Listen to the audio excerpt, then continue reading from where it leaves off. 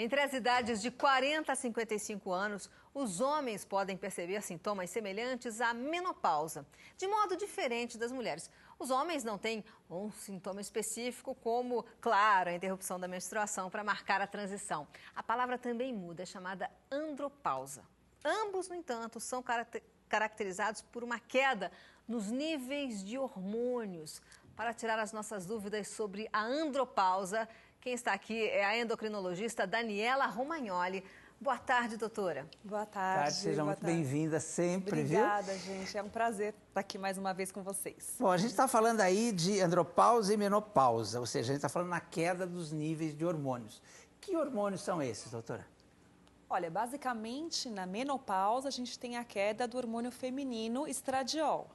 E na andropausa, que hoje em dia a gente tenta não usar tanto esse nome, a gente usa mais o nome de DAEM, que é uma deficiência ou distúrbio androgênico específico do envelhecimento masculino, né? Porque, como ela disse, não existe uma pausa como na mulher. E no DAEM, o que a gente tem é uma queda do hormônio masculino, testosterona. Certo, tá. Baixos níveis. Essa semana eu vi uma entrevista, não sei se você viu, da Elke, e ela estava dizendo que ela não quis fazer a reposição hormonal. Ela falou, chega uma hora que o tempo de ter sexo, essas coisas, era aquele. Agora passou, não me interessei em fazer reposição hormonal, né? É isso mesmo, doutora? Ou é uma forçação de barra você fazer reposição hormonal? Você está falando para mim no homem ou na mulher? Nos dois casos, tem diferença? Eles também queriam saber. Tem diferença sim. Na verdade, a mulher, ela existe já, é bem mais estudado, né, o benefício da reposição hormonal na mulher e os parâmetros já estão bem mais específicos. No homem, é uma doença ainda nova. Poucas pessoas ouviram falar em andropausa. E a reposição no homem já é bem mais estudada hoje em dia. Então, poucas sociedades estão se dedicando a isso. Mas existe a indicação de repor quando esse hormônio está em falta, sim. Então, doutora, quais são as características e as mudanças que ocorrem nos homens com a queda do hormônio masculino, que é a testosterona, não é isso? Que é a testosterona. Então, na verdade, o homem ele começa a perceber principalmente uma queda no seu rendimento. Seja no rendimento no trabalho, na memória, na concentração, ele começa a perceber diferença na distribuição dos pelos do corpo, então ele tem menos barba, menos pelos axilares, ele começa a perceber uma queda do apetite sexual, que a gente chama, que é a libido, diminuição das ereções, da qualidade sexual, sintomas até de depressão, desânimo, fadiga, perda de massa muscular, então ele percebe que está ficando flácido. E principalmente um aumento da gordurinha abdominal, aquela gordurinha da cervejinha. Doutora, essa perda aí do apetite sexual, para ela, que eu acho que não deve fazer falta, mas dificilmente um homem não vai querer mudar essa situação. Foi nisso que eu pensei, né? Pois é, isso na verdade assim, por isso que é uma doença pouco falada, porque os homens eles não procuram muito ajuda justamente pelo tabu de assumir que estão precisando de ajuda em relação à parte sexual. Quando ele não vai porque ele está gordinho, ele não vai porque... É realmente porque ele não tem mais apetite, porque ele não está conseguindo manter a parceira satisfeita, é isso que vai buscar. E quando chega neste nível, provavelmente o nível de testosterona já está muito baixo, já é uma fase mais final da deficiência androgênica. Então, sintomas que comecem a aparecer do tipo diminuição da força, diminuição da massa muscular, são bem mais precoces. Por isso que é importante fazer a dosagem da testosterona muito mais precocemente do que numa fase quando ele já não consegue mais ter prazer ou já não tem mais vontade sexual. Excelente alerta para os homens. Mas pode fazer também, se quiser, né? Depois, nessa fase. Sim, também. É que a gente sabe que a partir dos 30 anos, todos os homens começam a ter uma queda dos níveis de testosterona. Isso gira em torno de 0,5% ao ano. A partir dos 40, essa queda já começa a ser em torno de 1 a 1,5% ao ano. Então, acredita-se que... Na minha fase, é ladeira abaixo.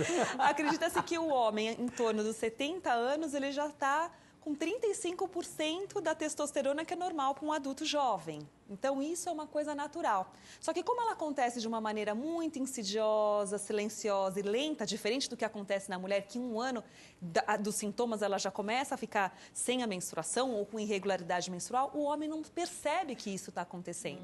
E quando vai ver, a testosterona já está muito baixa. Por isso que acaba indo procurar o tratamento muito mais tarde, quando já podia ter feito isso bem antes, né? Exatamente. E os resultados seriam melhores. Agora, a senhora falou que as pesquisas ainda nessa área da testosterona é muito menor do que já fizeram com as mulheres, né?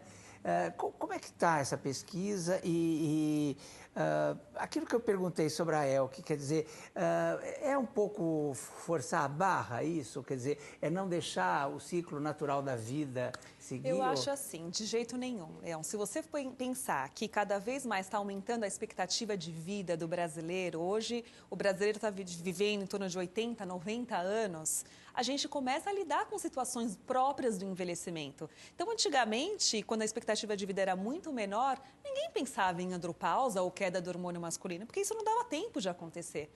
Agora, já que a qualidade de vida das pessoas, a quantidade de vida das pessoas, a longevidade está aumentando, que seja uma longevidade saudável. Tá. Então, eu acredito que a gente vai lidar muito mais com essa situação. Uma outra pergunta. Como é que é feita essa reposição hormonal?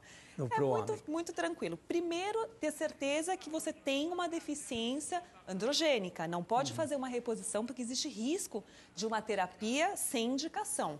Tomar hormônio masculino em excesso tem seus riscos. Então, primeiro, procurar o seu médico, se você apresenta essas queixas que eu comentei. Através de exame, você vai saber. Através da dosagem hormonal no sangue da testosterona total, da testosterona livre e da bioativa, que é a que realmente funciona, né? Você fez o diagnóstico de deficiência hormonal, você inicia a reposição, sempre com o acompanhamento do médico. Como é que é essa reposição? Injeção? O que é? Então, essa reposição ela pode ser feita oral. Hoje em dia é muito difícil a gente fazer oral, porque a via oral é muito tóxica, principalmente para o fígado. Então, está associada com câncer de fígado, com doença hepática. Então, a gente faz basicamente da maneira injetável, que pode ser a cada 3 semanas, que é a maneira mais barata. E a cada 3 meses, que é uma maneira um pouco mais cara, mas mais fisiológica. E outras maneiras que a gente não faz tão usualmente, né? Que são um pouco mais caras. Então, adesivo escrotal, né? Ou adesivo em braço, na perna. Ou gel de testosterona. Então, você coloca todo dia à noite um pouquinho daquele gel. Aí ficou minha dúvida assim, se você fizer essa reposição, você não precisa tomar aquele comprimidinho azul. Não, são coisas independentes. O comprimidinho azul está muito mais relacionado com uma doença vascular peniana, com uma disfunção erétil, dificuldade de ter ereção, que pode ser relacionada a diabetes, doenças vasculares, um problema mais relacionado não com vontade sexual. O homem, ele tem vontade sexual, ele tem uma libido, mas ele não consegue ter uma ereção, uma relação sexual normal. E isso ele toma comprimidinhos inibidores da fosfodiesterase. Só que, nesse caso da deficiência androgênica, o homem não tem nem vontade, ele tem desânimo, ele tem apatia, ele não tem o apetite sexual, é antes desse processo. Ô, doutor, e a partir de que idade os homens devem fazer o exame que mede o nível de testosterona?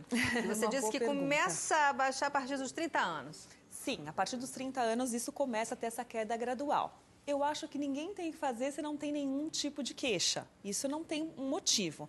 Mas a partir do momento que a pessoa começa a ter queixas de ganho de peso, de diminuição de massa muscular, queixas semelhantes à depressão, né, alteração no rendimento. Aí já é bom medir o Aí nível. eu acho que seria indicado fazer uma investigação do caso. E, doutor, uma pergunta bem interessante. Além da queda natural da testosterona relacionada com o envelhecimento, há outras causas também para que isso aconteça? Com certeza. Existem causas patológicas, doenças que podem levar à queda da testosterona.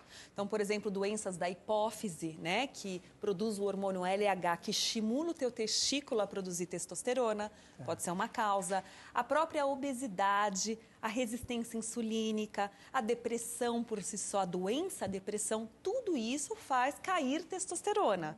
Por isso que o homem, ele tem que procurar o seu médico para saber se ele está com uma deficiência androgênica secundária a uma doença ou a própria do envelhecimento. São coisas diferentes. Só quero fazer uma outra pergunta a respeito disso. E tem alguma coisa que faça aumentar a testosterona?